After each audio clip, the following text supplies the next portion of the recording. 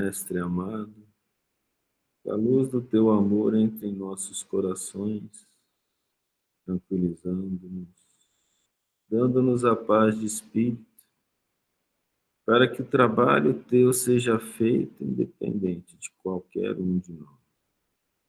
Aprendamos a obedecê-lo, Senhor, a seguir as nossas tarefas com amor e dedicação, esquecendo de nós mesmos. Aprendamos a nos sacrificar em favor da tua obra, amando a todos como o Senhor nos ensinou, humildemente, agradecendo sempre ao Pai Celestial por todas as oportunidades que temos na terra. Dê-nos a força e a coragem para resistirmos à tentação e tomarmos as decisões voltadas para o amor e para a caridade, para o bem maior em teu nome. Dê-nos a força, Senhor, de auxiliar o progresso que está à nossa volta, nos empenhando em aprender e repassar constantemente. Sendo seus mensageiros, aprendamos a levar o bem, a cura, a paz, a serenidade onde quer que estivermos.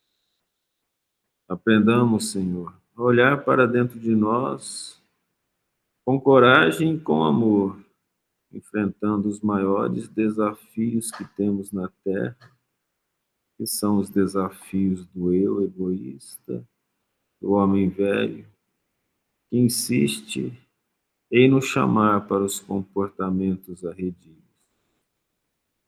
Não nos deixe, Senhor, sós, porque não conseguimos, mas a luz do seu amor resplandeça em nós, à nossa volta, e aprendamos a ouvir os bons espíritos, a olhar para a frente, mas nunca sem antes olharmos para dentro de nós, para verificarmos se os nossos ideais são compartilhados com os teus ensinamentos. E agradecemos por toda a bondade que recebemos, pela santa oportunidade da redenção da alma que o Senhor nos trouxe pelo seu exemplo e ensino, e também pelo seu retorno através da santa doutrina espírita, que representa a vontade dos espíritos superiores, que em teu nome vem nos trazer a fé e a esperança, consolando todos os adeptos sinceros da tua vontade. Muito obrigado, Senhor Jesus.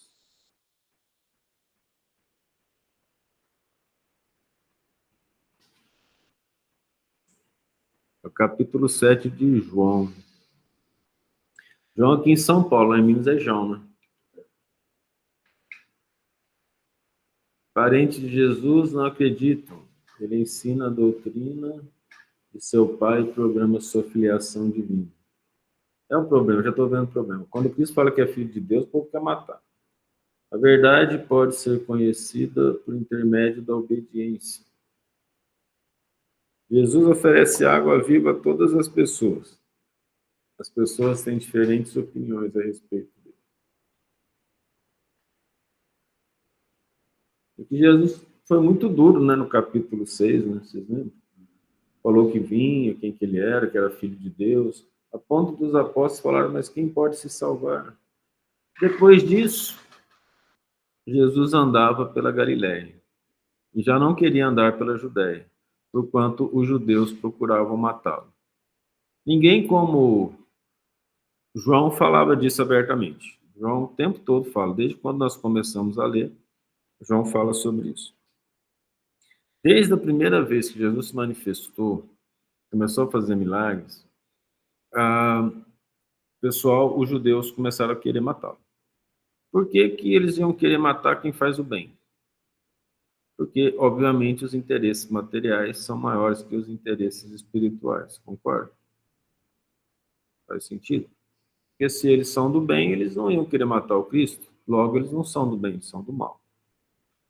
O que é o mal? O mal é o homem com seus interesses particulares em detrimento dos interesses divinos.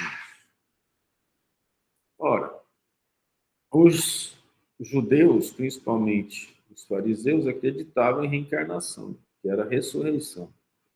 Se eles acreditavam na ressurreição, matar é contra a lei de Deus, inclusive de Moisés. Eles podiam mandar matar e lavar as mãos, falar que não foram eles, mas seria uma interpretação equivocada.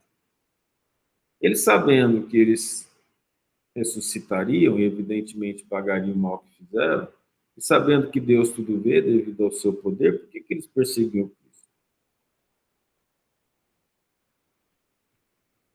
Tem alguma hipótese? Vamos pensar em nós mesmos, primeiramente, nas pessoas que a gente conhece, para trazer esse ensinamento para o nosso dia a dia. Por que as pessoas são contra as coisas boas?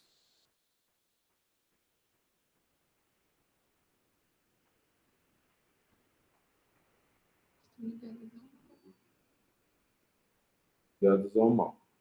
É isso, sim. A gente chegou a essa conclusão. Quais vocês acham que são as causas íntimas? Vamos primeiro para aquele ponto que a gente deve considerar. A pessoa é sincera na fé que ela professa? É o primeiro ponto. Então, tem gente que é assim, concorda? Nós podemos falar que existe um grupo assim, certo? Ele está lá por interesse, não é mesmo? Está lá porque tem repercussão social, tem poder. Para vocês terem uma ideia disso, é o caso de duas pessoas conhecidas da história, Gregor Mendel e Vivaldi, Antônio Vivaldi. O Gregor Mendel, que descobriu as bases da genética,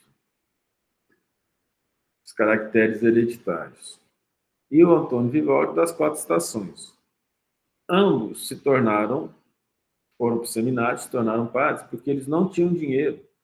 Eles tinham interesse em estudar e conseguir se manter. Não foi vocação. Entendeu? Significa que sejam pessoas más, não. Eles estavam procurando sobreviver. Eles procuraram sobreviver pela religião. Certo? Um. Dois. Eu conheci uma pessoa que era evangélica, ainda é. Mas ele tinha muito interesse em ser evangélico, porque dava muito status no lugar onde ele vivia, no bairro onde ele vivia. Ele recebia muitos elogios, era um jovem, o pastor escolhia as ovelhinhas que ele podia casar ou namorar, entendeu? Tem interesse dele. Isso é uma conversa aberta, por isso que eu tenho certeza. Eu posso falar. Eu tinha interesse. A gente conheceu pessoas que tinham o desejo de se dizer médiuns espíritas, considerando que ser médium, coitado, não estudou a doutrina espírita. E ser médium era uma coisa missionária, santificante. A pessoa quer ser santa sem se santificar, ela quer o status de santo. Concordo que isso poderia existir naquela época? Existia, né?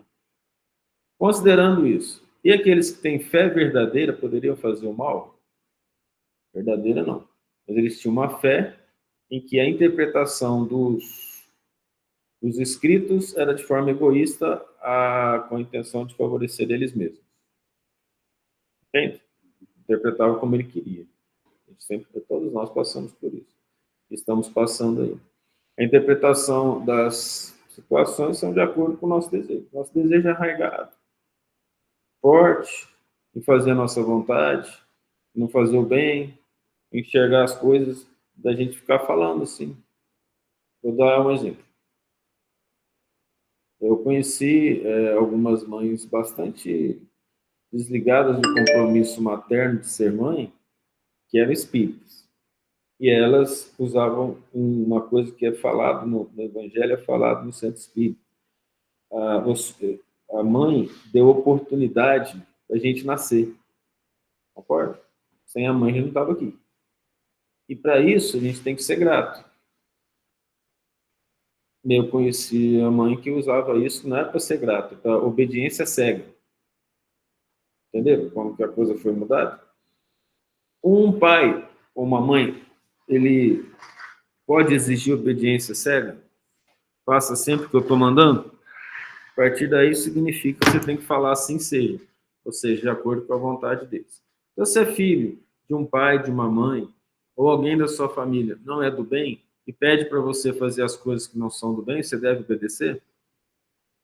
Isso cai no não honrar seu pai e sua mãe? Entendem a gravidade da questão? Por que eu coloquei isso? Porque as interpretações são complexas. Então, o que poderia fazer com que essas pessoas que têm essa visão, antes e hoje, entendessem Jesus? Por que as pessoas mais simples entendiam? Por que alguns dos fariseus entendiam? O que eles tinham que os outros não tinham?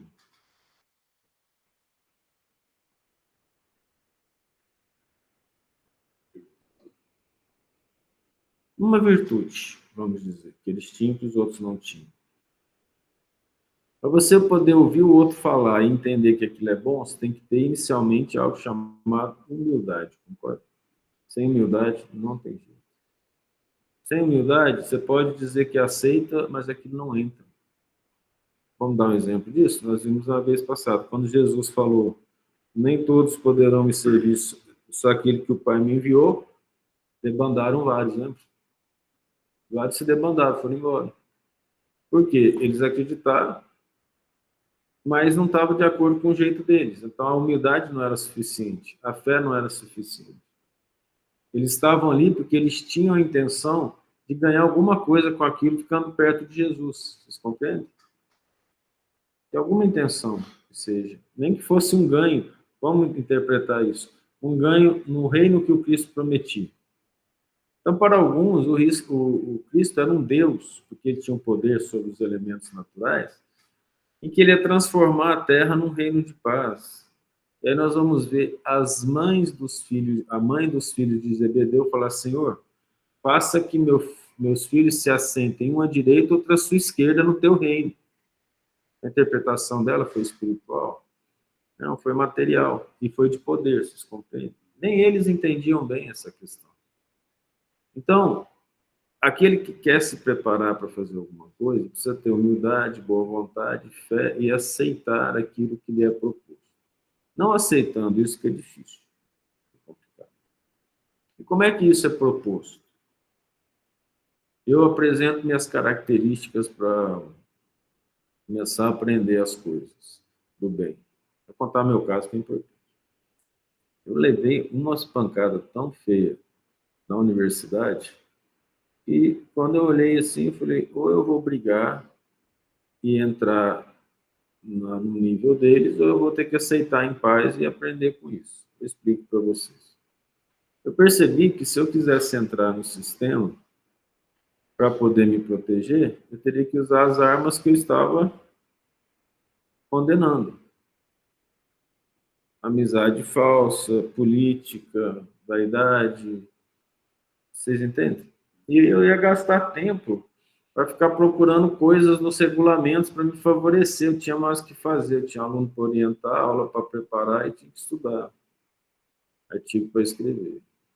Então, aqui foi um momento muito legal. Por quê? Porque eu tive aquela intuição, graças aos bons espíritos, assim, não tem como você se proteger do mal com as armas do mal, porque seriam mal brigando contra mal. É igual os filmes americanos, de bandido e de mocinho. A única diferença é a música, porque eles matam do mesmo jeito. Algumas vezes o bandido mata com mais crueldade do que o próprio assassino do filme, vocês entendem? Então ali é mal contra mal, as armas são as mesmas, eles estão atirando. A diferença é que o enredo mostra: ó, esse aqui é herói e esse aqui não é. Então, vamos pegar o exemplo do Arnold Schwarzenegger e do Sylvester Stallone. Eles admitiram que eles competiam entre si nos anos 80, nos filmes deles, para ver quem matava mais nos filmes. E eles eram os heróis. Você falar em matar mais, você entende a mensagem que você está passando? É usar as mesmas armas, vocês compreendem? Então, a gente querer falar que a gente é bom usando as armas do mal, não. O que o Cristo ensinou? Algo que nem todo mundo estava disposto a aceitar. O Cristo ensinou que, diante do mal, a arma do bem é a humildade, a aceitação, mas não a aceitação cega. Ele aceitou o mal que foi feito com ele no momento correto. Antes, não. Ele entrou, lembra? Ele entrou na casa do fariseu, chamou a atenção do fariseu, dos doutores da lei.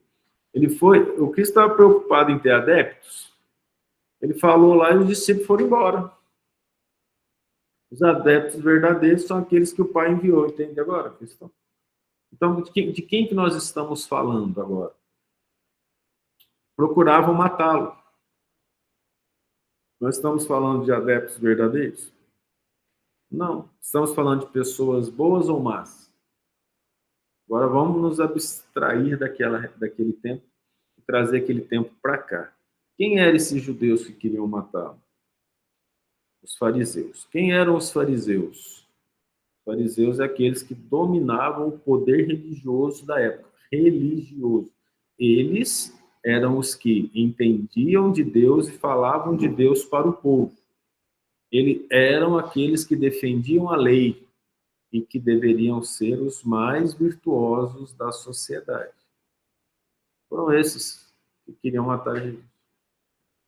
Nós não estamos falando de ladrões, assassinos, estamos falando de pessoas religiosas, de pessoas que aceitavam a religião de Moisés e que, mesmo assim, queriam interpretá-la ao seu bel prazer. Fica mais dura essa interpretação, né? No dia a dia tem isso. Se o Cristo voltasse hoje, provavelmente ele encontraria situações muito difíceis diante da religião do mundo. Não é mesmo? Vocês acham que o presidente dos Estados Unidos aceitaria Jesus como Messias hoje em dia? Presidente do Brasil, da Venezuela? Eles aceitariam Jesus? Vocês compreendem que a situação não mudou tanto assim? Porque o Jesus traria o que agora? Ele aceitaria corrupção? Não. Ele aceitaria a maldade? Não. Ele aceitaria o caos na saúde? Não. Então, quem é que ia aceitar Jesus? Jesus ia ser uma pessoa muito famosa na internet. Para a juventude de hoje não é ter jeito, não, porque eles gostam de um tipo de gente que fala rápido, esquisito, né? Estranho. Eu acho que Jesus ia sofrer bastante bullying nesse momento, né? Aí vem a pergunta: me interessa os outros. Eu aceitaria Jesus se ele viesse e falasse as coisas como ele falava? Direto, verdadeiro, simples, com amor, que penetraria o meu coração? Ou aquilo seria exterior? É uma pergunta muito importante. Veja que a doutrina espírita nos traz uma verdade consideravelmente cheia de responsabilidade. No momento que eu aceito querer fazer o bem, eu preciso aceitar olhar para dentro de mim, olhar quem eu sou. Isso é constante, todo dia. É o tempo todo pensando nas causas dos meus pensamentos, que são as causas dos meus atos. Vocês compreendem? Tem jeito de eu agir sem pensar? Teoricamente, sim. Você for fazer aquele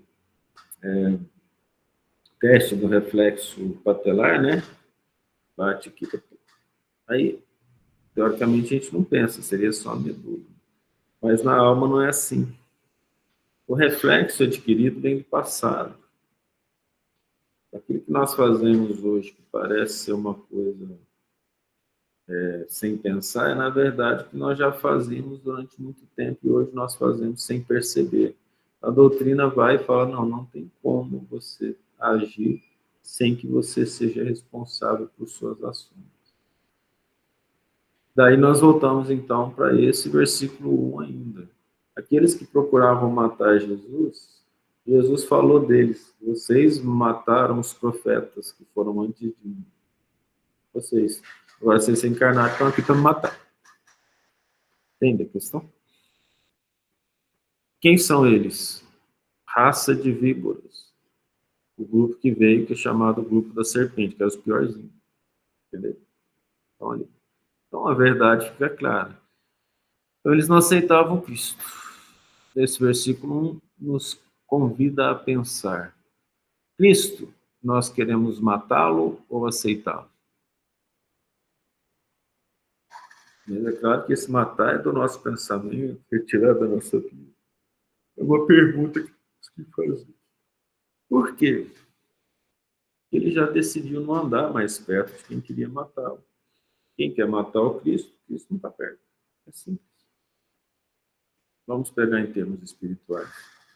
Se eu aceito qualquer religião cristã, mas eu não aceito o que o Cristo fala, o que eu estou fazendo com as ideias do Cristo em mim? Matando. Então, Cristo anda comigo? Não. O contrário disso é fazer a vontade do Cristo e falar como Paulo: e não mais vivo, Cristo vive em mim. Em Cristo vivo e em Cristo me movo. Interessante, né? É só fazer isso todo dia, devagar. A gente vai cair? Vai. Vai, não vai? O Emmanuel falou: se você cair, mas continua, não para, não vai de ajoelhado. Se não der conta de joelho, vai arrastando. Mas não deixe de seguir Jesus. É um versículo bem importante. Aí Jesus andava aonde? Onde, né? As pessoas não queriam matá-lo. Era lá na Galileia, em termos geográficos, no coração dos seus verdadeiros adeptos. Entendamos assim. Comentários dos que estão aqui, dos que estão do outro lado, online. E se algum espírito quiser manifestar, seja do bem, por favor, fique à vontade. Sem manifestações espirituais, sem manifestações online, sem manifestações físicas. Versículo 2. E estava próxima a festa dos judeus, a dos tabernáculos. Eram 3 festas. Tabernáculos, a da Páscoa, eu sempre esqueço a outra.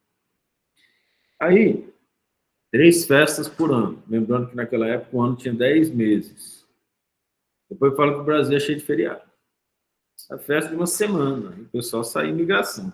Não tinha esse negócio de carro, trem, avião, não. É migração. Aquilo era a pé ou de jumentinho. Então, você imagina, né? O cara saía lá da Galileia, lá para a Judéia, atravessar Samaria, ia lá caminhando. Ele saía tipo um mês antes, ia caminhando. Depois um mês para voltar. A gente tem que pensar que o trabalho lá era pouco, né? Nem todo mundo ia. Alguém tinha que ficar nas cidades, mas eles iam. Disseram-lhe, pois, seus irmãos: sai daqui e vai para a Judéia, para que também os teus discípulos vejam as obras que fazes. Quem são os irmãos de Jesus? Então, nós acabamos de descobrir que Jesus tinha irmão. Quais são as festas? A festa das colheitas. Páscoa, tabernáculo e colheita. Sempre é da colheita. Da colheita, acho que eles não iam muito, não, porque provavelmente tinham que pagar o dízimo das colheitas. Aí, todo irmão, todo primo de primeiro grau era irmão naquela época. Tá? Então, ele tinha muitos irmãos. Não é que Maria era tão parideira assim, mas ele tinha irmãos e irmãs. Porque nós vamos ver numa das narrações dizendo assim: mas esse não é Jesus, o filho de José? Nós conhecemos seus irmãos e suas irmãs. Okay? E aí eles falaram, os irmãos deles: sai daqui e vai para a Judéia. A gente pode confiar, vamos aqui fazer um spoiler. A intenção deles era boa? Ou eles estavam assim, meio que recebendo influência espiritual negativa, né? Vamos falar assim.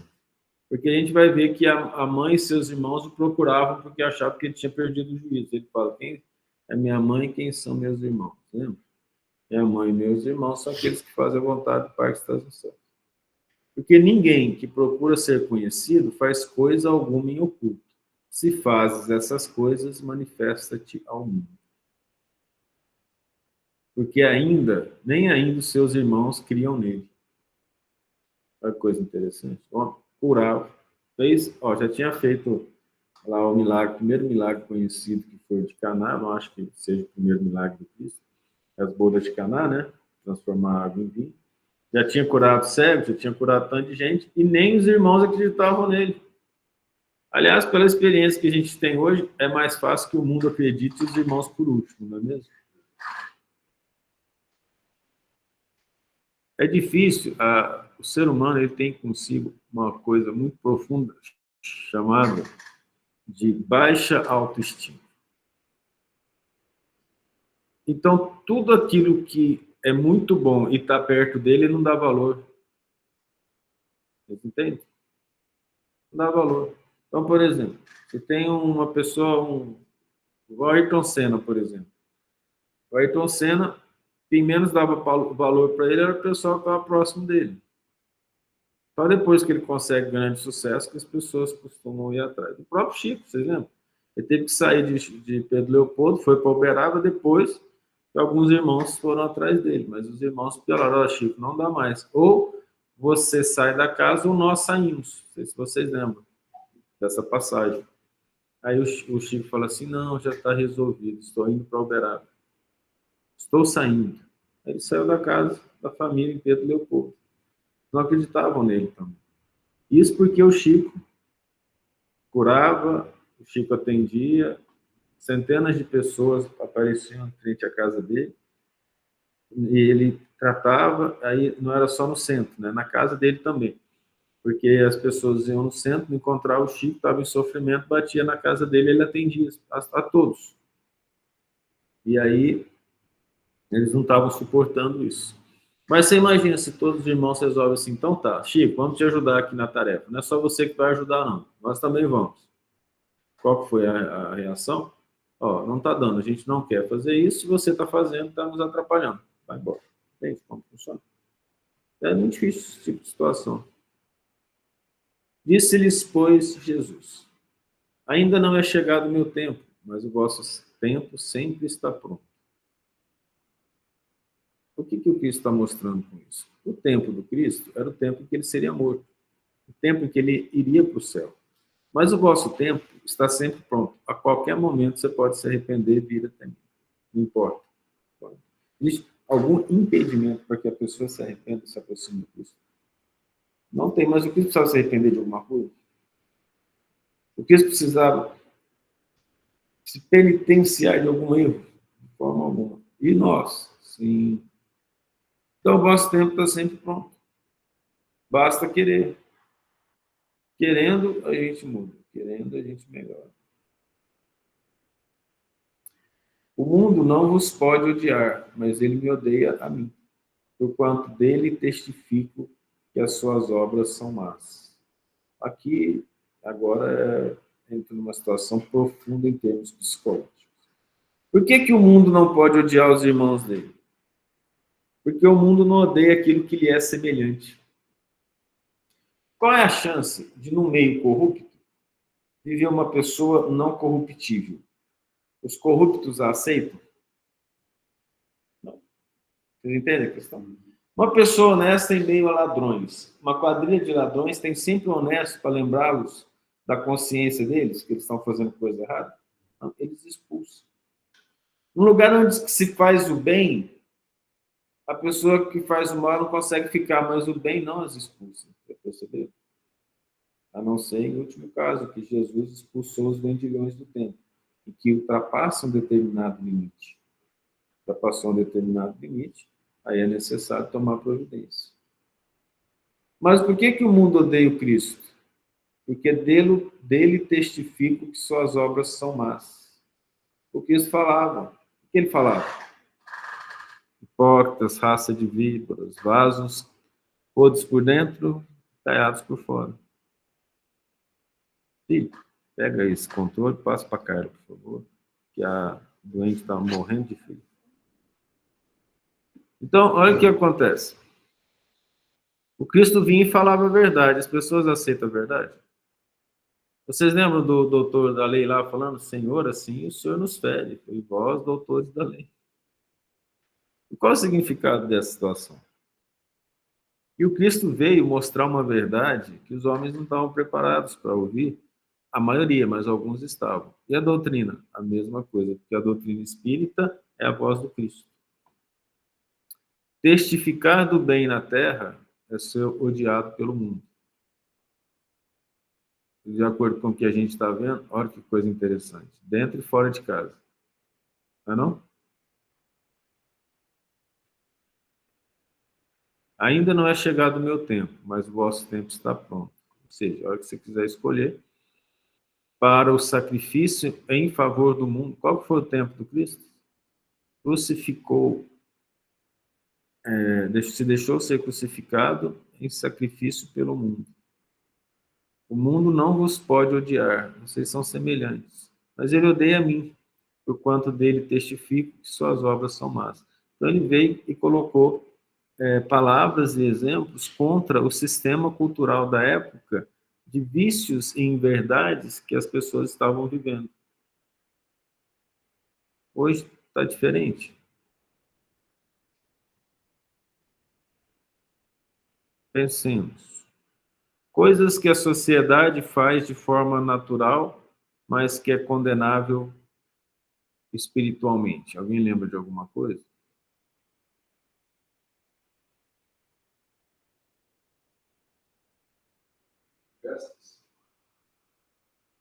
A festa em si não é o problema, o que se faz nela passa a ser o problema. As festas onde a vaidade, o egoísmo, a prepotência, os vícios prevalecem. O nome fala, né? Festa da carne. Os evangélicos gostam de falar isso, e eles têm razão, né? Próxima pergunta. Deus vieram os 10 mandamentos duros de Moisés, né? Moisés teve que usar os 10 mandamentos de forma mais dura, né? Contra ele. Então a gente pode se entender que eles eram, né? Eles vinham desses 10 mandamentos, por isso que eram daquele jeito. Mas o que aconteceu de errado que depois de 2000 anos, né, da vinda de Cristo, parece que esse pensamento ainda não mudou. A gente está onde a gente está. Faltou. Tudo bem, da parte nossa faltou. Mas da parte espiritual, da parte do ensinamento, faltou alguma coisa para a gente estar tão atrasado assim? Ou não? Não, a gente não está assim tão atrasado, vamos dizer assim, de acordo com o tempo da renovação. A evolução é lenta e contínua, muito lenta. Mas se o Cristo vier hoje, ele vai se cair de novo. Perigoso. Quase certeza. A maioria, sim. É porque muita coisa evoluiu naquela época. Vai ter uma lição no Evangelho chamada Duelo. Sobre duelo no Evangelho segundo o Espiritismo. Duelo. E lá nós vamos ver o Kardec dizendo que os costumes se amenizaram, porque havia um tempo que você não saía de casa sem estar armado. Inicialmente com a espada e o escudo, depois a espada, depois vieram as armas de fogo. E tem gente que ainda mantém esse costume. Eu conheci pessoas que elas não conseguiam não ter uma arma dentro do carro, ou escondido.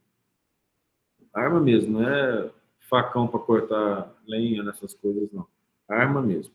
Lá em Goiânia, infelizmente, aconteceu um caso. O motoqueiro passou e buzinou para uma pessoa, um senhor que estava de caminhonete, eu estava atrás. Aqui. O que eu vi o senhor saindo, o motoqueiro parou, né, nervoso, e parou na frente. O indivíduo parou, o carro abriu a porta, aí ele pegou uma faca, colocou aqui atrás e foi para cima do motoqueiro.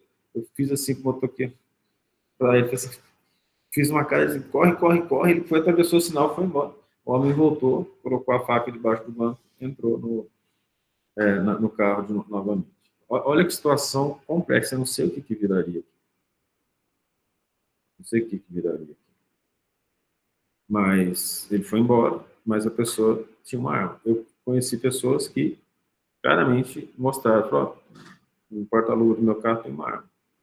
Ali tem uma arma lá, no porta-luva do carro. Outros colocavam debaixo do banco. Outros dentro de casa.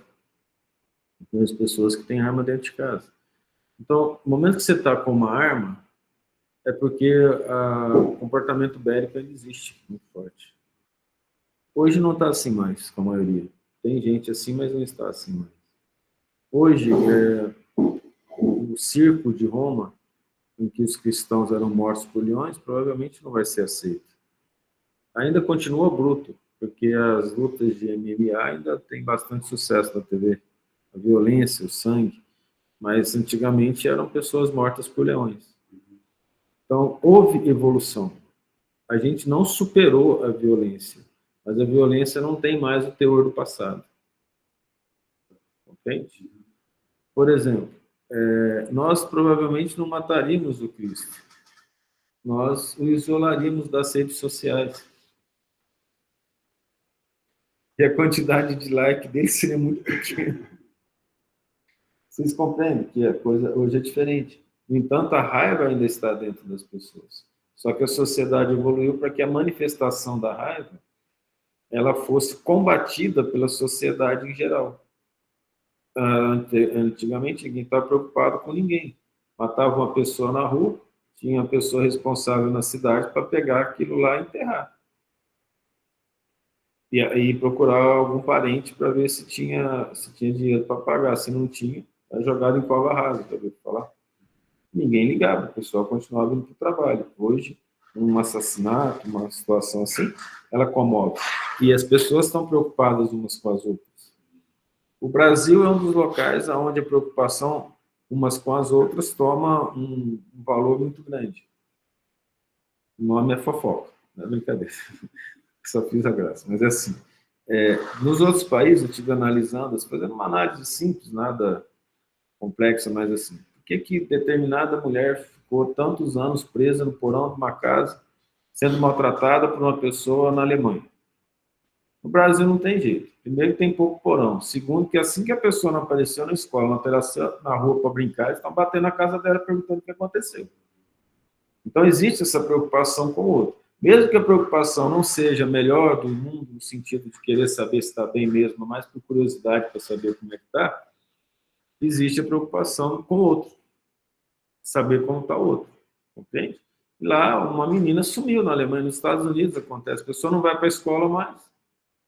Acontece, bate, não vê ninguém, acabou, ninguém sabe. O que aconteceu, a pessoa fica sendo maltratada durante anos. Ninguém percebe uma situação dessa. Aqui no Brasil, uma pessoa com comportamento psicopata não passa ilesa. A vizinhança inteira fala, você viu, fulano? Nossa, cara estranho, né? Tem cara de mal, né? Tem ruim. Fica de olho nele. Então, funciona assim. Não é não? Estou falando bobagem, vocês concordam com isso? Isso parece que é ruim, da fofoca que eu usei primeiro, mas representa uma maneira ainda primitiva da preocupação com o próximo. Você está preocupado com o próximo, você só não tem evolução suficiente para que a preocupação seja legítima. Outrora, não tinha preocupação com o próximo, não importava, só os parentes mais próximos. Mesmo assim, era pouco. Compreende a questão? Então, houve evolução? Houve.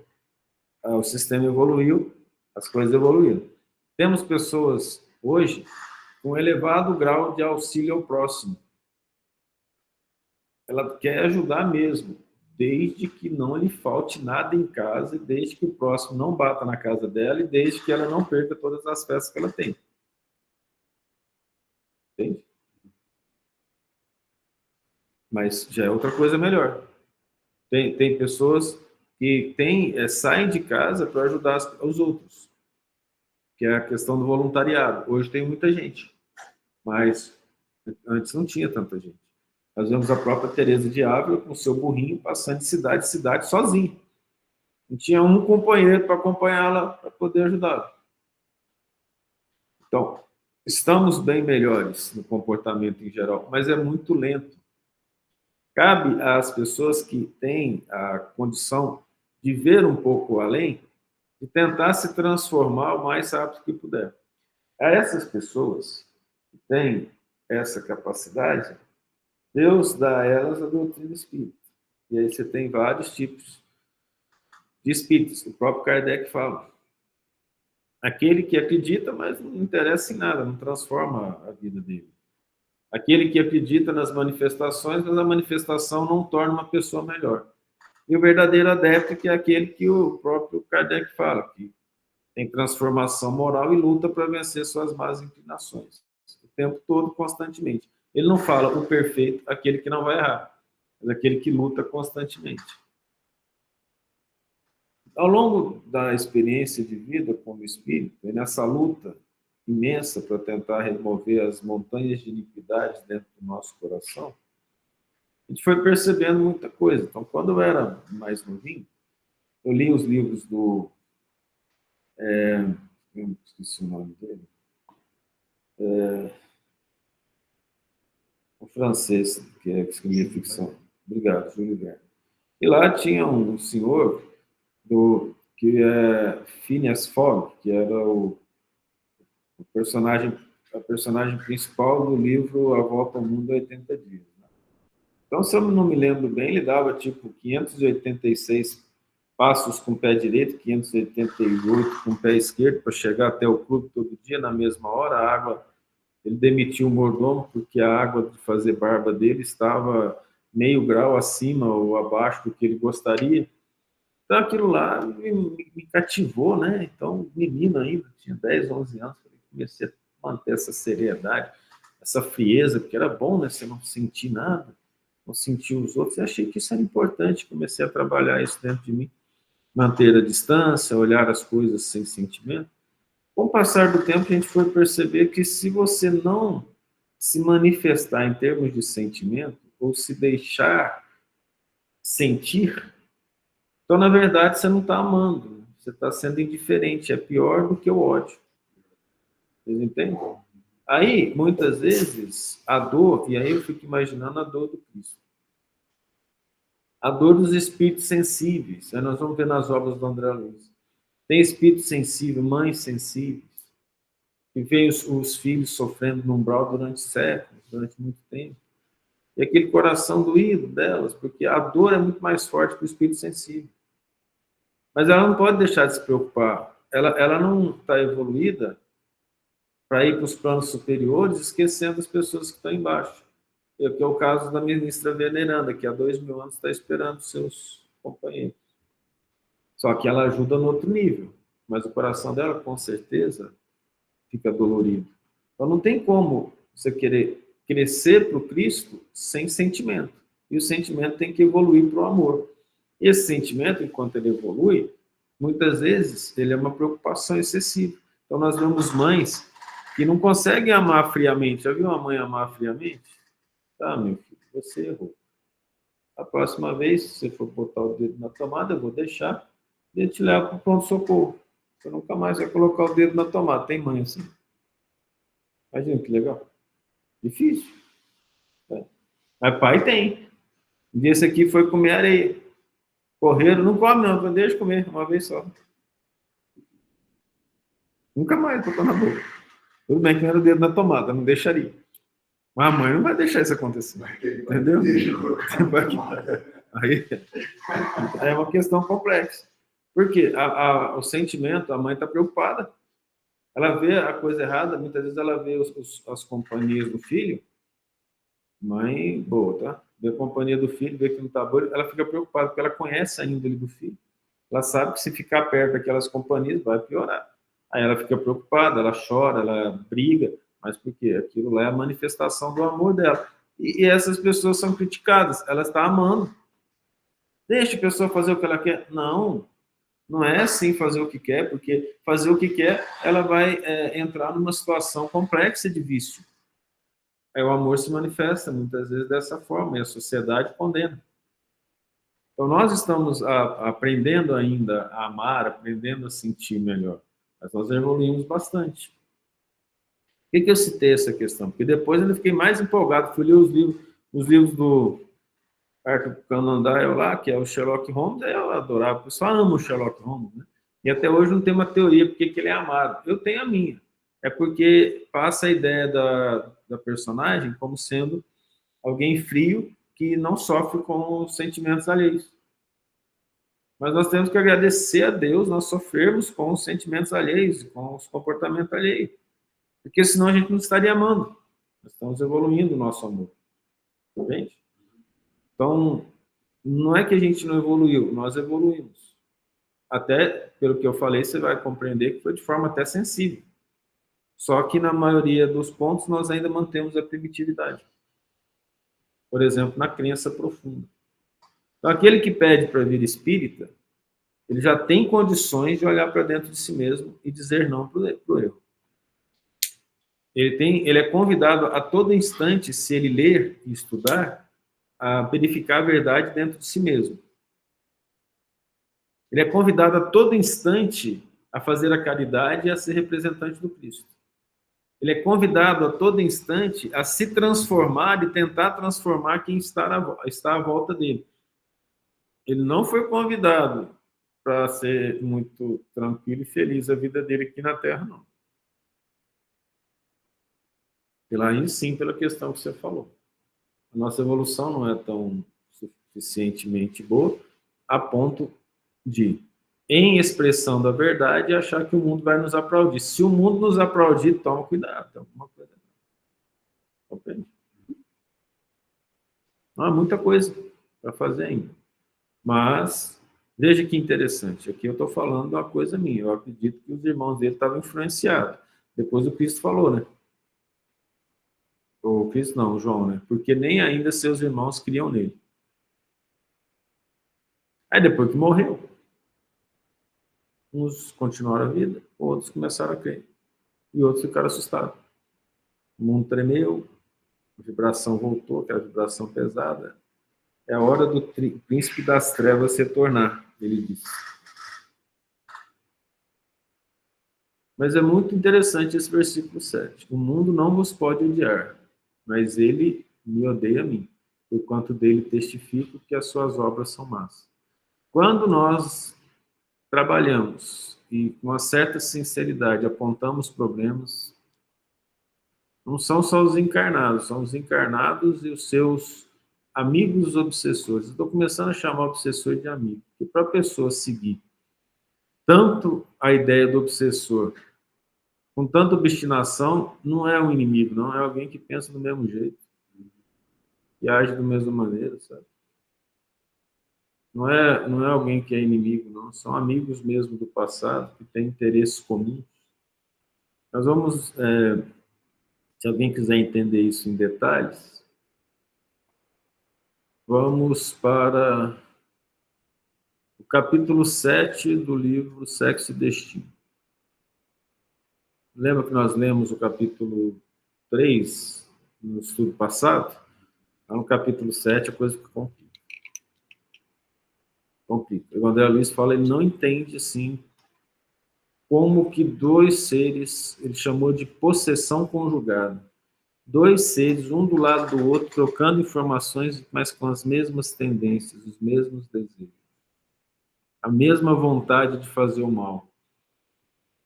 Então, uma obsessão? Mas o obsessor está feliz de ser obsediado.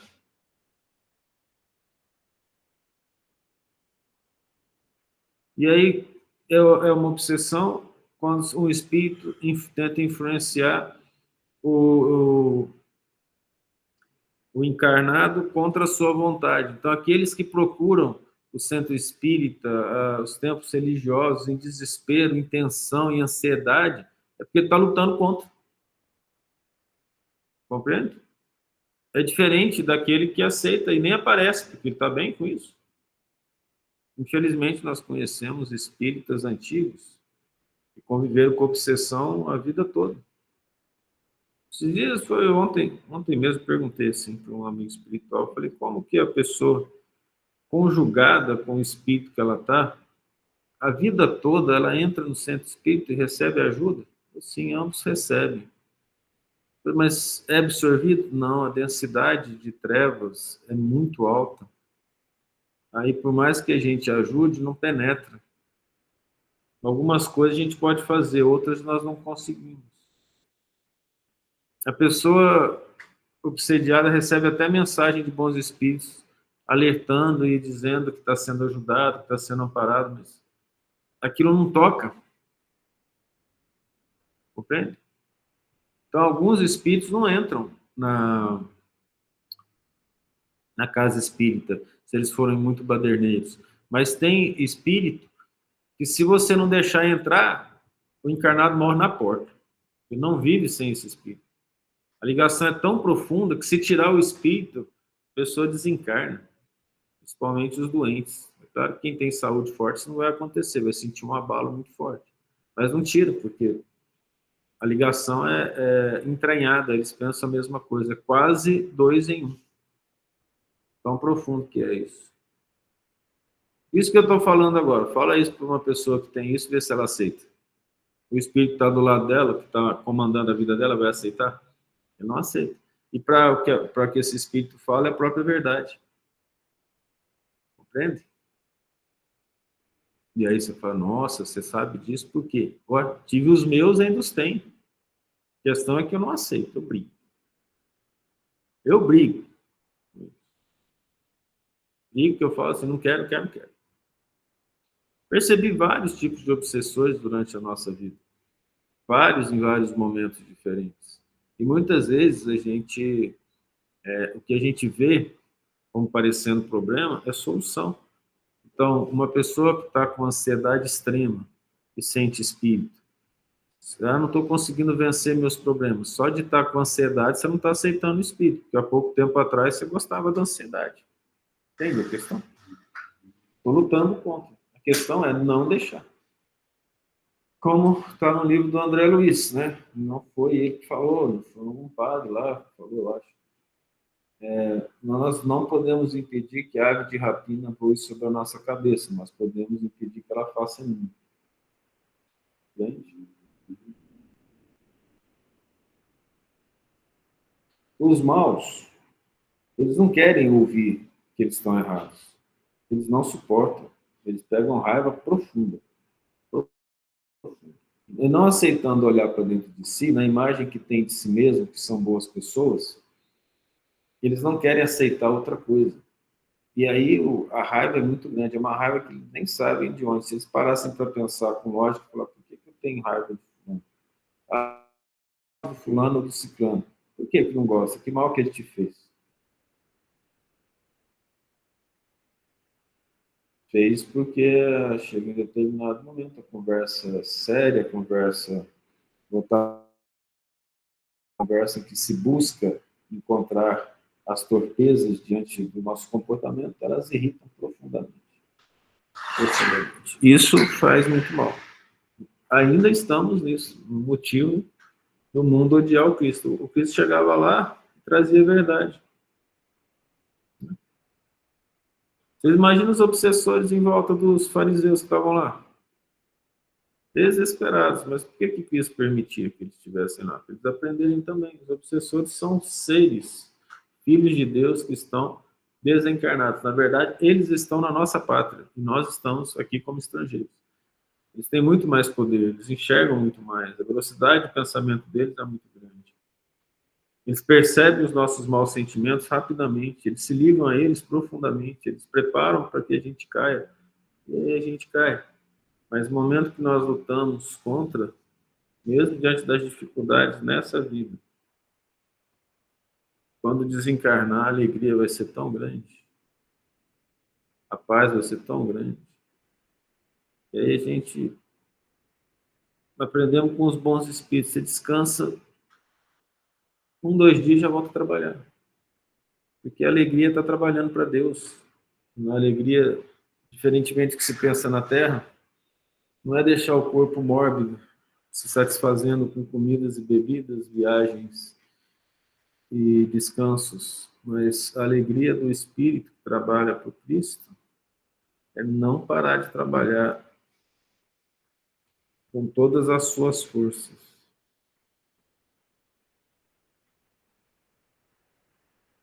Aqui nós vamos ter que pensar bastante na nossa próxima conversa, porque Jesus vai falar assim para eles subirem para a festa. Aqui ele não vai, quando ele aparece lá. Fala, Jesus mentiu.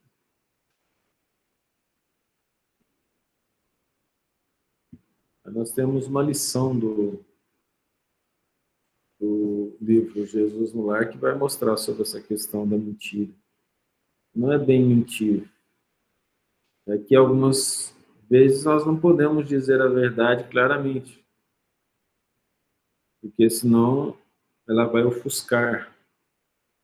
Mas abençoado seja quem consegue ouvir as verdades sobre si mesmo É uma luta durante a vida toda.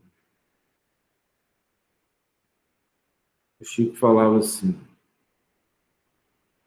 podem falar o que quiser de mim, me contem, porque eu aceito tudo que falarem de mim.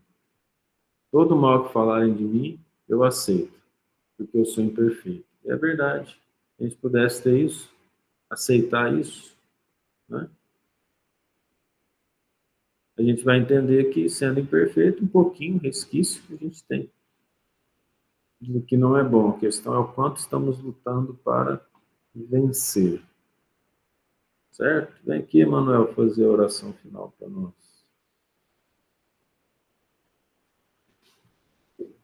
Tchau, gente. Até mais tarde. Se não tiver estudo mais tarde, eu aviso.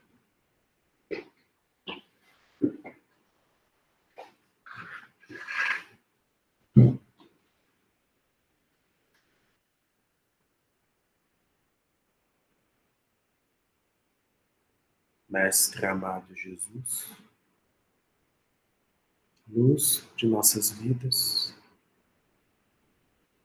luz da verdade, Senhor que veio até nós nos ensinar o caminho para a verdadeira felicidade de estar com nosso Pai. Agradecemos a tudo que tem nos concedido. Agradecemos pelas bênçãos do trabalho e do estudo. Mesmo que não possamos compreender, neste momento de luz, agradecemos pelas dores que nos ensinam e nos testam. Possamos nos preparar para enfrentá-las com a alegria dos trabalhadores de teu nome. Que possamos lutar contra os nossos vícios e defeitos, contra a nossa inferioridade. E agradecemos, Senhor, por tudo.